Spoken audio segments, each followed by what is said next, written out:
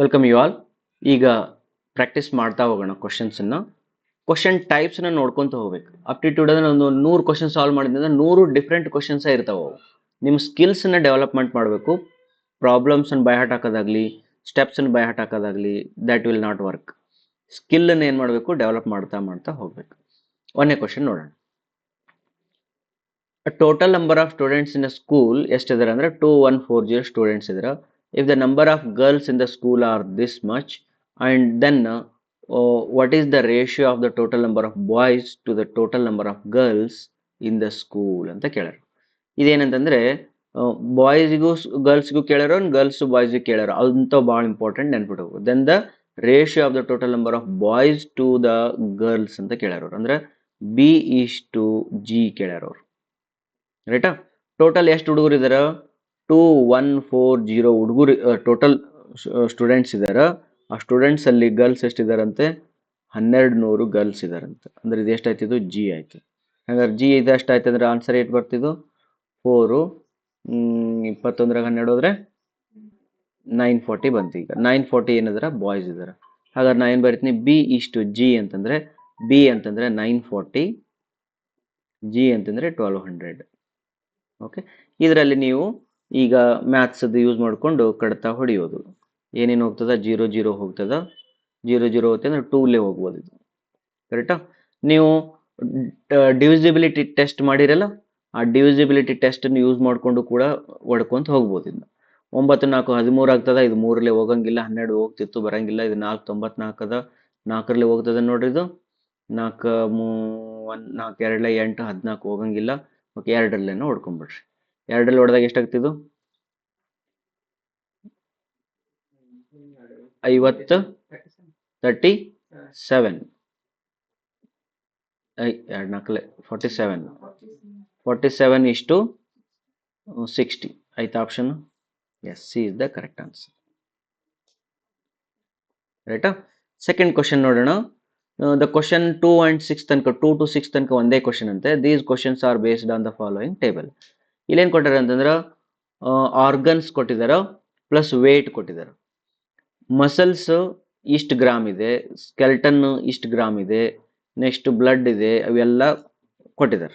ನಾವು ಕ್ವಶನ್ ಏನು ಕೊಟ್ಟಿದ್ದಾರೆ ಅಂತಂದ್ರೆ the total body weight of the average adult is ಅಂತ ಕೇಳ್ಯಾರ. ಇದೆಲ್ಲ ಏನಿದು? ವೇಟ್ ಆಫ್ ಡಿಸ್ಟ್ರಿಬ್ಯೂಷನ್ ಇಂದ ಆವರೇಜ್ ಅಡಲ್ಟ್ ಅಂತ ಕೇಳ್ಯಾರ. ಟೋಟಲ್ ವೇಟ್ ಎಷ್ಟಾಗ್ತದ? ಟೋಟಲ್ ವೇಟ್ ಬಾಡಿ ವೇಟ್ ಅಂತ ಕೇಳಿದ್ರೆ ಅಷ್ಟು ಕೂಡಿಸ್ಬಿಡೋದಲ್ಲ, ಕೂಡಿಸ್ಬಿಟ್ರೆ ಬಂದ್ಬಿಡ್ತದೆ. ಇದು ಎಷ್ಟದ? ಮಸಲ್ಸ್ 30 kg ಅದ, ಇದು 10 kg ಅದ, ಇದು 5 kg ಅದ, 2 kg ಅದ, 1 kg ಅದ, 1.7 kg ಅದ, 1.5 kg ಅದ. ಓಕೆ, 30 40 45 47 48 49 50 50 ಪ್ಲಸ್ 1.2 51.2 kg ಆಗ್ತದೆ. ರೈಟಾ? The answer is more than 51 kg is the correct answer. Okay, ಇದರೊಳಗೆ ಒಂದು ಸ್ವಲ್ಪ ನೋಡ್ರಿ ಯಾವರ ಗ್ಯಾಸ್ ಗೀಸದವನ್ನ ಟ್ರ್ಯಾಕ್ಟ್ ಗ್ಯಾಸ್ಟ್ರೋಸ್ಟೆನಲ್ ಟ್ರ್ಯಾಕ್ ಅಂತ. ಹಂಗಾರೆ ಇದು 2 kg ಅದ. ಇರಲಿ, no problem. The answer is more than 51 kg. Right. Next question ಹೋಗೋಣ. ಓಕೆ, ಈಸಿ ಇತ್ತಲ್ಲ ಅದು ಸ್ವಲ್ಪ. Okay, if the weight of the skeleton is represented as S, then the weight of the liver can B represented as ಅಂತ ಕೇಳಕತ್ತಾರ. ಹಾಗಾದ್ರೆ skeleton wait ಎಷ್ಟೈತಿ? S ಇದೆ ಅಂತೆ. ಹಂಗಾರೆ ಲಿವರ್ ವೇಟ್ನ ಎಲ್ ಅಂತ ತಿಳ್ಕೊಂಡ್ರೆ ಇಲ್ಲಿ ಫಸ್ಟ್ ಟೇಬಲ್ ನೋಡ್ಕೊಡ್ರಿ. ಈ ಟೇಬಲ್ ಒಳಗಡೆ ಏನದ? Skeleton wait ಎಷ್ಟದ? 10 kg ಅದ. ಆಮೇಲೆ ಲಿವರ್ ವೇಟ್ ಎಷ್ಟದ? 1.7 kg ಅದ. ರೈಟಾ? ಅವೆರಡರದ ರೇಷಿಯೋ ಬರ್ಕೊಡ್ರಿ. ಈಗ ಏನಂತ? S is to L is equal to 10:1.7. S is to L, S is to L is equal to ಬರ್ಕೊಡ್ರಿ. S is to L is equal to 10:1.7. ಹಾಗಾದ್ರೆ S by L is equal to 10/1.7. ಅವ್ರೇನು ಕೇಳ್ಯಾರ? ಅವರು L is equal to ಕೇಳ್ಯಾರ. ಹಂಗಾರೆ L is equal to ಏನಾಗುತ್ತೆ? 1.7 S divided by 10. ಕರೆಕ್ಟಾ? therefore L is equal to 0.17 S ಆಗ್ತದೆ. This is your answer. ರೈಟಾ? ಓಕೆ. ಈಸಿ ಅನಿಸ್ತಲ್ಲ. ನೆಕ್ಸ್ಟ್ ಕ್ವಶನ್ ನೋಡ್ರಿ.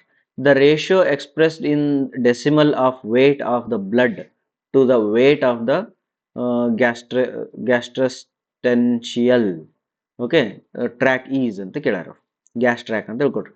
ಏನಂತ ratio of weight of blood ಇಂದ ಮತ್ತೇನ್ ಬೇಕಂತ, ಇದು ಗ್ಯಾಸ್ ಬೇಕಂತ.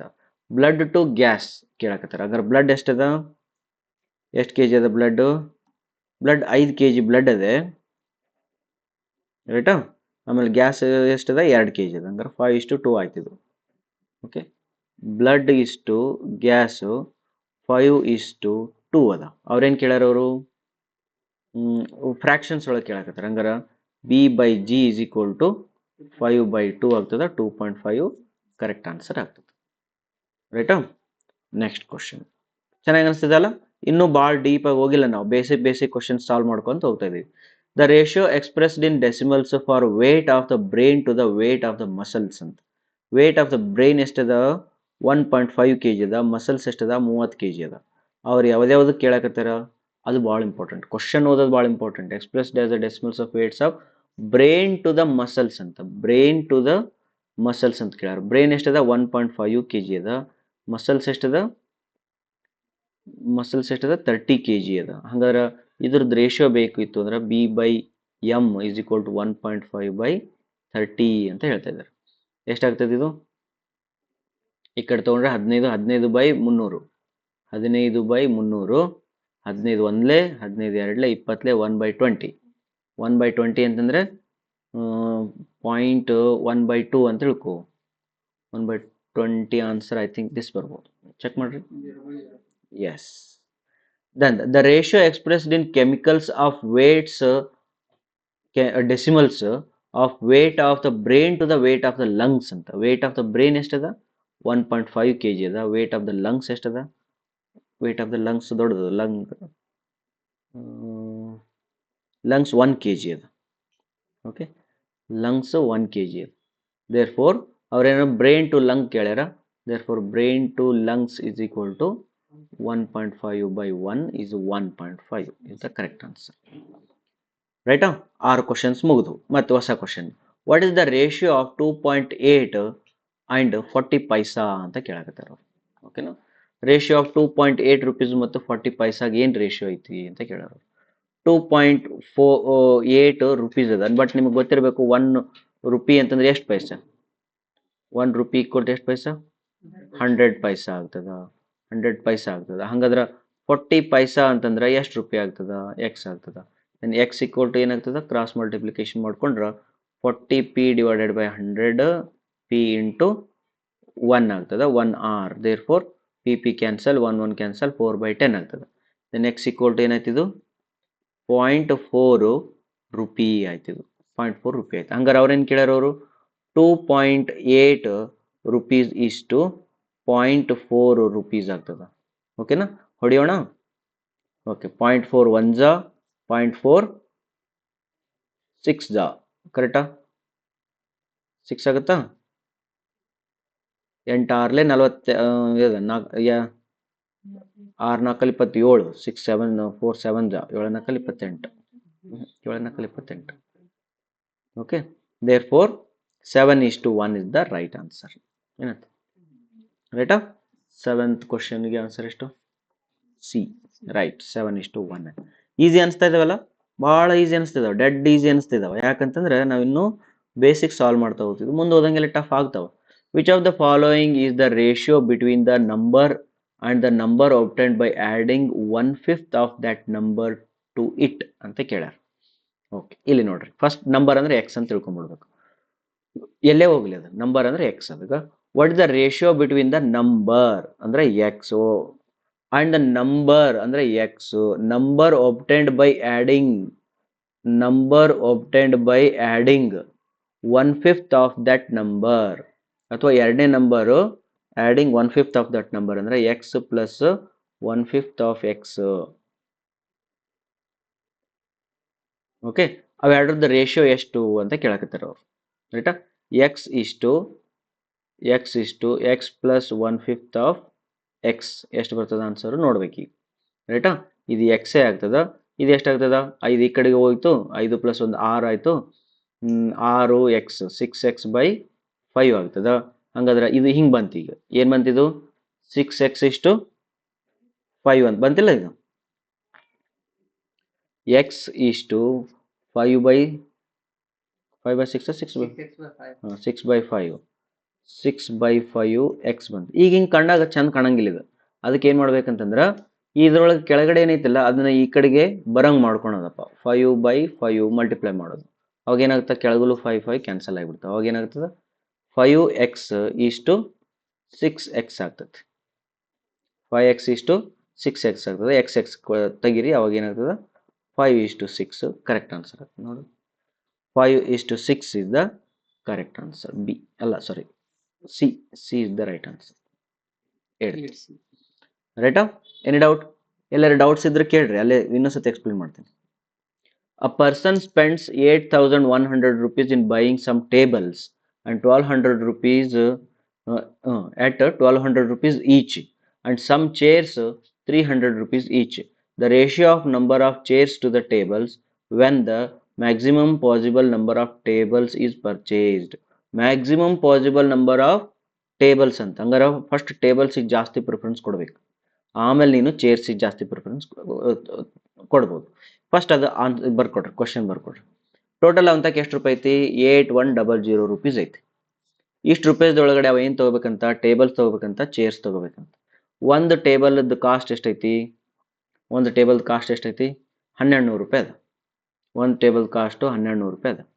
ಹಂಗಾರೆ ಒಂದು ಚೇರ್ದ ಕಾಸ್ಟ್ ಎಷ್ಟದ? 300 ರೂಪಾಯಿ ಅದ. 300 ರೂಪಾಯಿ ಅದ. ಅವ ಫಸ್ಟ್ ಏನು ಖರೀದಿ ಮಾಡ್ಬೇಕಂತನ?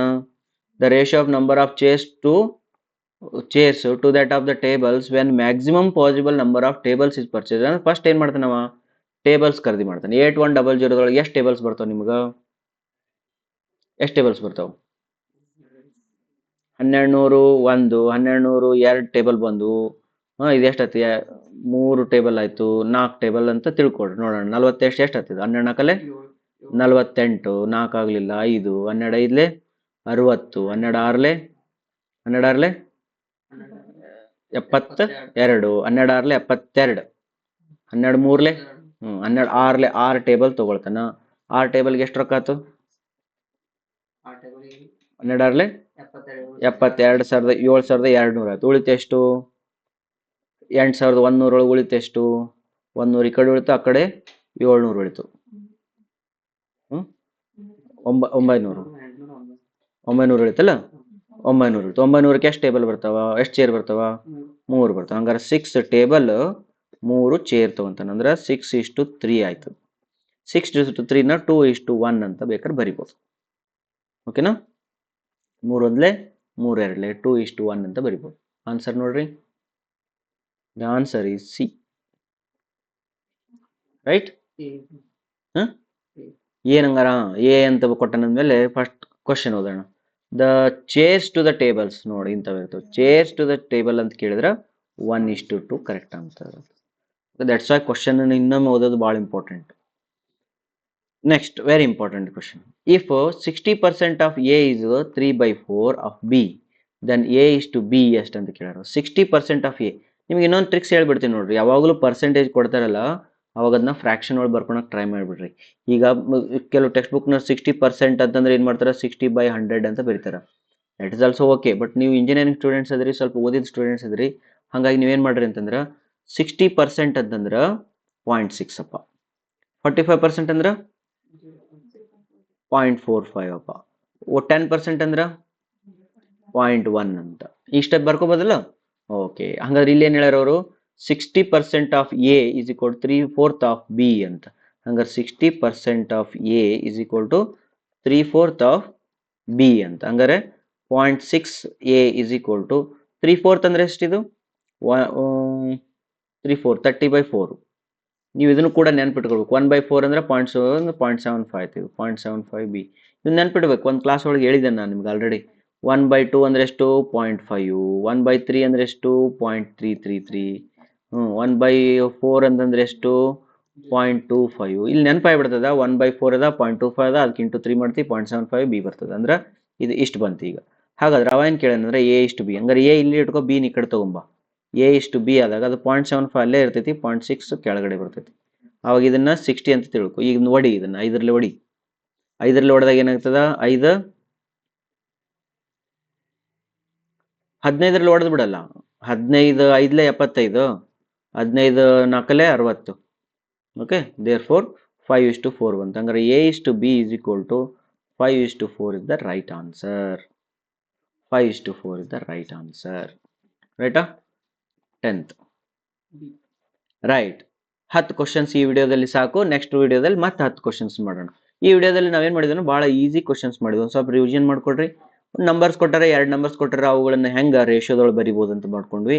ಅದಾದ್ಮೇಲೆ ಅಮೌಂಟ್ಗಳನ್ನ ಯೂನಿಟ್ಸ್ ಬೇರೆ ಬೇರೆ ಕೊಟ್ಟಿದ್ರೆ, ಇದ್ರದ್ದು ಯೂನಿಟ್ ಬೇರೆ ಐತಿ, ಇದ್ರ ಯೂನಿಟ್ ಬೇರೆ ಐತಿ, ಅವ್ ಎರಡರದ್ದು ಯೂನಿಟ್ಸ್ ಒಂದು ಮಾಡ್ಕೊಂಡು ರೇಷಿಯೋ ಮಾಡೋದನ್ನ ಕಂಡಿಡ್ಕೊಂಡ್ವಿ. ನೆಕ್ಸ್ಟ್ ಇಲ್ಲಿ ಏನ್ ಮಾಡಿದ್ವಿ ಅಂತಂದ್ರೆ, ನಂಬರ್ಸ್ ಹಿಂಗ ಪಜಲ್ ಒಳಗೆ ಕೊಟ್ಟಿದ್ದ ಅಂತಂದ್ರೆ ಅದನ್ನ ರೇಷಿಯೋ ಮಾಡೋದು ಹೆಂಗಂತ ಮಾಡಿದ್ವಿ. ಆಮೇಲೆ ಟೋಟಲ್ ಸಮ್ ಕೊಟ್ಟಿದ್ನ ಸಮ್ ಸ್ಪ್ಲಿಟ್ ಆಗಿ ಅದನ್ನ ರೇಷಿಯೋದೊಳಗೆ ಹೆಂಗಂತ ಮಾಡ್ಕೊಂಡ್ವಿ. ನೆಕ್ಸ್ಟ್ ಏನ್ ಮಾಡಿದ್ವಿ ಅಂದ್ರೆ ಪರ್ಸೆಂಟೇಜ್ ಟು ರೇಷಿಯೋಸ್ಗೆ ಹೆಂಗ್ ಬರ್ಬೋದು ಅಂತ ಮಾಡಿದ್ವಿ. ರೈಟಾ? ಮುಂದಿನ ವಿಡಿಯೋದಲ್ಲಿ ಮತ್ತೆ ಬೇರೆ ಬೇರೆ ಟೈಪ್ಸ್ ಆಫ್ ಪ್ರಾಬ್ಲಮ್ಸ್ ಗಳನ್ನು ಮಾಡ್ತಾ ಹೋಗೋಣ. Thank you.